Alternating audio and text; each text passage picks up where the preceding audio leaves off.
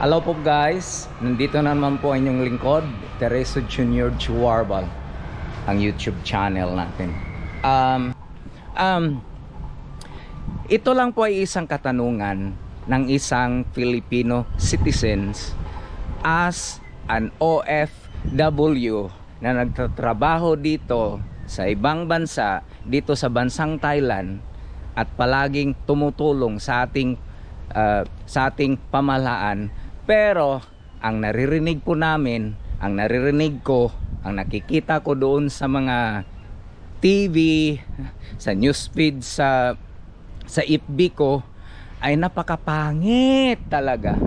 Hindi ko na alam kung matutuwa ako, mahihiya ako sa mga ginagawa dyan sa atin ng ating mga kongresista at sa ating pamahalaan na pinamumunuan ng ating mahal na presidente. Mahal pa yung sinasabi ko, ha. Okay po. Masakit po sa kalooban namin kung totoo man po na ang ating bansang Pilipinas ay pinamumunuan ng isang drug addict. Totoo ba po? Totoo ba ito? At iyong video na kumalat po diyan sa social media ay mukha talaga ng ating pinuno, ng ating presidente sa ating bansa. Sumisinghot po ng shabu. At saka mayroon pang nakunan na video, okay, na may nag-abot sa kanya. Napakaturpi naman tong nagbigay sa kanya niyan, ha. Napakaturpi.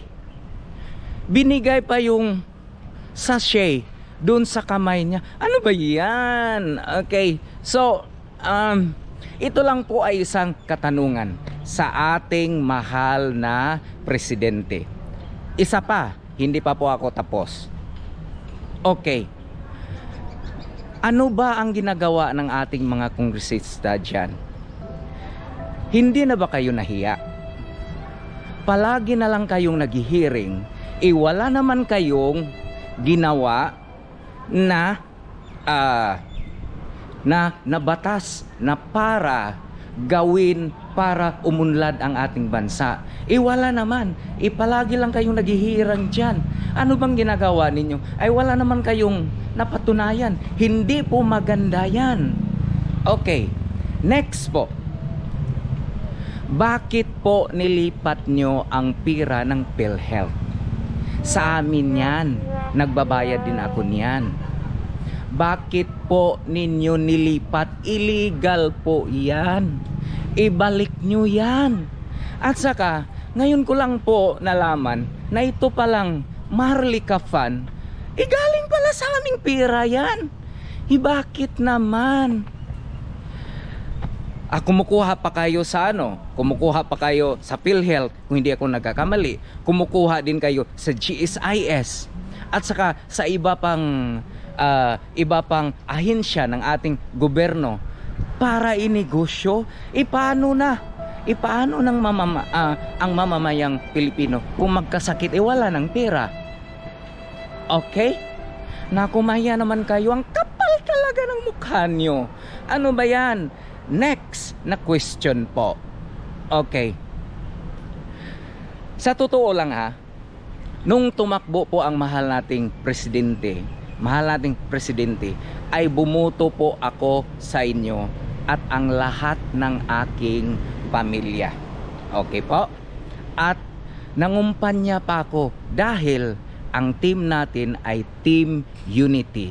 At nangako ka na ipagpatuloy mo lahat ang mga nasimulan ni Tatay Digong na mga proyekto, especially po doon sa Mindanao, kasi Mindanaoans po ako. Okay. Anong nangyari? Anong nangyari sa sa promise mo? 20 kilos, 20 pesos na kilo ng bigas.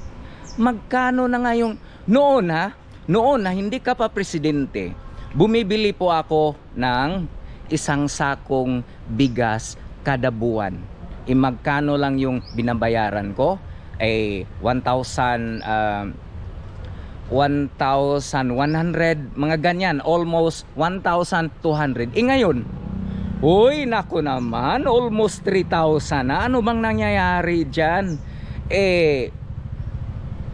Namakakbakatsong, gibudol ba kunimo? Okay? Bakit po sobrang mahal ng ating bigas ngayon? Bakit hindi mo magawa yung promise mo? At saka ang ginawa mo pa, pinatigil mo pa, kinunan mo pa ng budget yung project na railway sa Mindanao.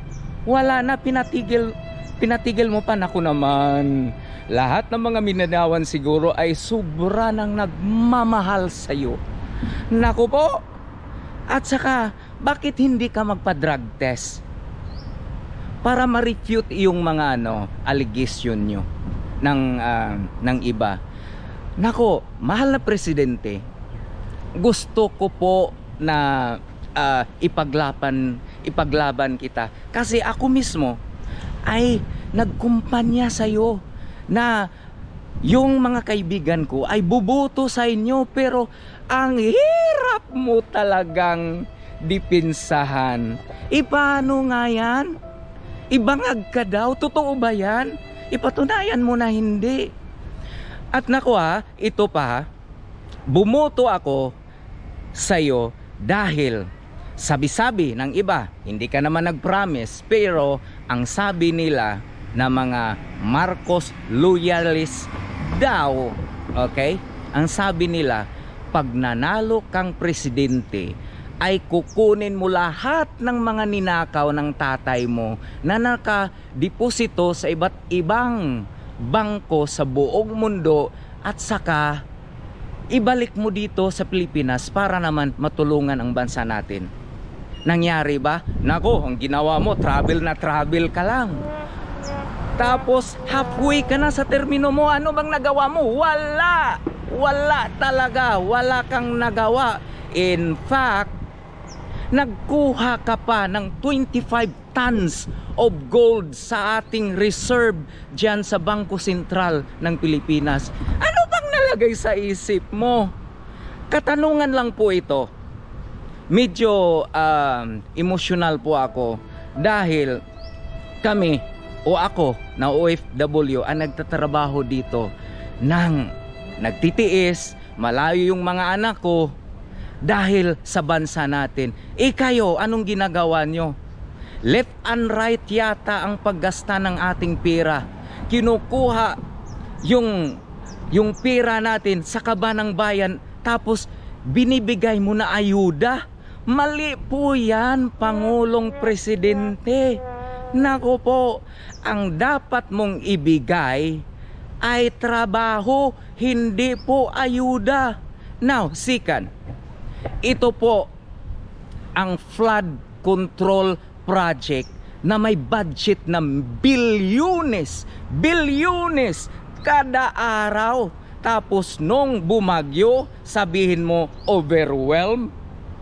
Wag nyo na kaming lukuhin ganyan. Nabudol na kami. Nabudol nyo na kami. Sabihin nyo overwhelmed. Sana yung pera. Bakit hindi maganda yung pagkakagawa? Bilyones every day, billions of money every day. That budget alone can save our economy. Wow naman. Okay. And anong ginagawa mo? Left and right. Tapos ang pinagtataka ko pa ay itong sigasigahan na kongresista dyan na si Castro, na allegedly NPA terorista, ay nagpakulong ng isang abogado. Okay, sorry, abogado.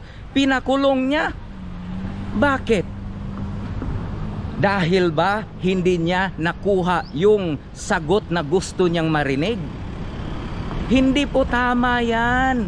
Hindi po tama yan. At ikaw mismo, Castro, mahiya ka naman ang kapal ng mukha mo. Convicted criminal ka, ay nandyan ka pa sa Kongreso. Hoy, ikaw na mismo ang pumasok doon sa kulungan. Ang kapal naman ng mukha mo. Iyong walang sala ay hindi mo lang gusto ang sagot niya. At tama naman yung sagot niya. Bakit mo pinakulong? At in-extend mo pa. In-extend mo pa from 5 days to 10 days. Nako, nagmamahal na talaga kayo. Kayo mga senador dyan na tumatakbo under the banner of our drug addict president. Nako, pupulutin talaga kayo sa kangkungan. Mind this one. Isa po kami, isa po ako na nagsusuporta kay Tatay Digong nung nanalo siya sa pagka-presidente, kasi gustong gusto namin ang programa niya sa war on drugs. Okay? At ikaw, BBM, mahal na Pangulo, mahal pa rin kita, ha? Nanalo ka lang dahil po tinuboy ka ng Vice President Inday BP Sara. Natulungan ka daw, pero nabudol nyo kami. Nax! Stop it now. Mahiya naman kayo. Save our country. At kayo namang mga police, military, navy, air force, ano na bang ginagawa niyo dyan?